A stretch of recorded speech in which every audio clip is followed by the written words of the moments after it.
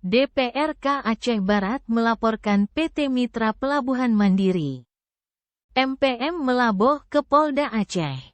Laporan terkait dugaan maladministrasi atau pungli pengelolaan Pelabuhan Umum Jati. Dari pengelolaan tersebut tidak disetor ROYALTY ke Pemkab. Padahal Pelabuhan Umum Jati Melabuh merupakan aset daerah bernilai Rp. 5 miliar. Wakil Ketua DPRK Aceh Barat Ramli mengatakan permasalahannya pengutipan dari pelabuhan yang dikelola PT Mitra Pelabuhan Mandiri tidak ada setoran untuk pendapatan asli daerah.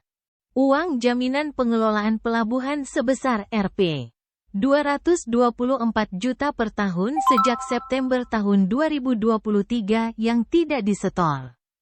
Sama dengan pungutan liar. Tak hanya itu menurut Ramli.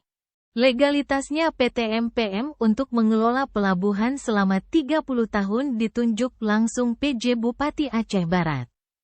Jika DPRK tidak mengeluarkan persetujuan. Tetapi hanya rekomendasi boleh dibilang maladministrasi. Sebab pengelolaan aset daerah yang tidak bergerak harus mendapat persetujuan dari Dewan demi menjalankan administrasi sesuai peraturan pemerintah tentang KEPELABUHAN. Kami lihat di lapangan itu ada dugaan pungli. Kenapa saya katakan pungli? Karena sampai hari ini, sampai tanggal 26 kemarin, bulan 4 ini 1 sen pun belum disetor kewajiban daerah. Itu tentang pengelolaan pelabuhan Jati Melabuh oleh perusahaan MPM. Ya.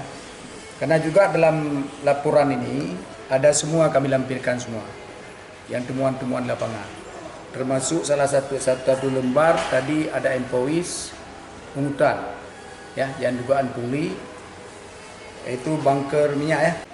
Untuk itu Wakil Ketua DPRK Aceh Barat meminta Direktur RSE Kriminal Khusus Polda Aceh untuk segera menindaklanjuti pengaduannya terkait dugaan MALADMINSTRASI atau pungli pengelola Pelabuhan Umum Jati Melabuh.